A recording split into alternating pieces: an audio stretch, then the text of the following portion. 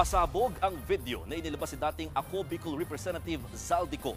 Idinawit ni sina dating Speaker Martin Romualdez, pati na si Pangulong Bongbong Marcos sa issue sa flood control.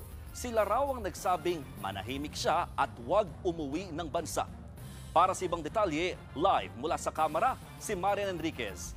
Maan, ano ba itong mga sinabi ni dating Congressman Zaldico? Mon, matagal nga raw hindi nagsalita itong si dating Ako Bicol Party List Representative Zaldico tungkol nga doon sa pagkakasangkot niya sa flood control scandal dahil may direktang utos daw sa kanyang manahimik. Sa isang video, sinabi ni Ko na galing ang utos kay dating House Speaker Martin Romualdez at nag-ugat daw ang direktibang ito mismo kay Pangulong Bongbong Marcos. Kwento ni Ko, plano naman niya talagang umuwi sa bansa pagkatapos ng State of the Nation address ng Pangulo. Matatanda ang bumiyahe siya noong July 19 pa Amerika para sa isang medical check-up. Pero tinawagan daw siya ni Romualdez at sinabihang manatili sa labas ng bansa. Sabi ni Ko, aalagaan daw siya bilang utos na rin umano ng Pangulo. Narito ang bahagi ng pahayag ni Ko. Well taken care of as instructed by the President. Noon naniniwala pa ako sa kanila, kaya't hindi ako bumalik.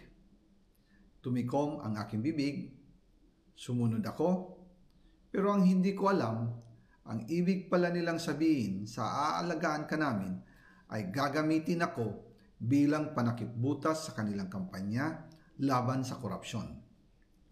Ginawa nila akong poster boy ng kanilang sariling kasinungalingan. Ngayon, hindi na ako mananahimik, ilalabas ko ang lahat ng katotohanan.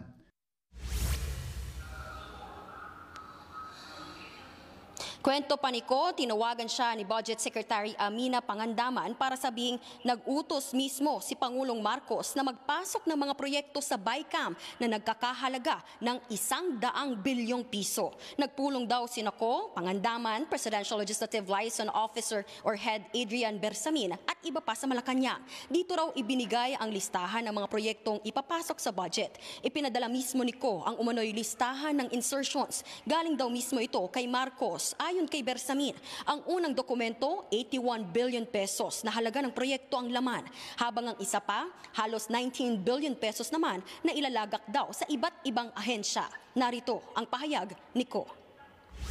Tinawagan ko po si dating Speaker Martin Romualdez at nireport ko ang instructions ng Presidente to insert the 100 billion projects.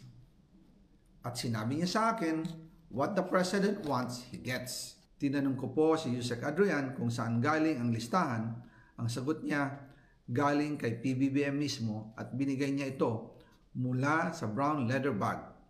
Nung sinabi po ni Yusek Adrian Bersamin, yung brown leather bag, naalala ko noong nasa Singapore kami right after the elections of May 2022, hinabol ng PSG ang brown leather bag at ang sabi ni PBBM, maiwan na lahat, wag lang ang brown leather bag. Kaya naniwala ako na utos talaga ito ng Pangulo. Makaraan ng ilang araw, sinabihan daw ni Ko, sina Romualdez at Pangandaman na 50 billion pesos lang ang maipapasok sa program funds ng 2025 budget. Hindi raw pwedeng mas mataas ang pondo ng Department of Public Works and Highways sa education sector. Alinsunod nga yan sa saligang batas. Kaya ang mungkahi raw ni Ko, ilagak ang balanseng 50 billion pesos sa unprogrammed funds dahil opisina naman ng Pangulo ang magre-release nito. Tinawagan pa raw siya ulit ni Pangandaman para siguruhing masusunod ang umano'y utos ng Pangulo. Narito muli ang bahagi ng pahayag ni Ko. Kumbaga, ang utos ng hari hindi pwedeng mabali. Again, I informed the Speaker and asked clearance about the instructions ng Pangulo. At ang sabi niya, wala tayong magagawa. Kaya po nagtataka ako kung bakit sinasabi ni Pangulo na hindi niya makilala ang budget.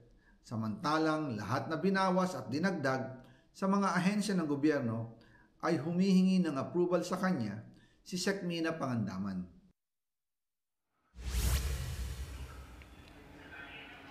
Mon, ito nga yung unang beses na aktwal na nagsalita itong si Ko matapos ngang madiin sa flood control scandal. At kung matatandaan, ilang ulit pinalutang ang pangalan niya sa mga pagdinig ng Kamara at Senado na nakatanggap daw ng kickbacks mula sa mga maanumalyang flood control projects. At Mon, part 1 pa lang daw ito ng mga isisiwalat ni Ko at aabangan pa natin ang part 2. Balik sa'yo.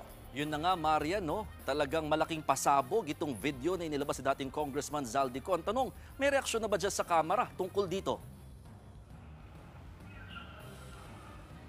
Nakumon, wala pang ang reaksyon dito. Itong si dating Speaker Martin Romualdez at hinihingan pa natin siya ng pahayag sa mga oras na ito.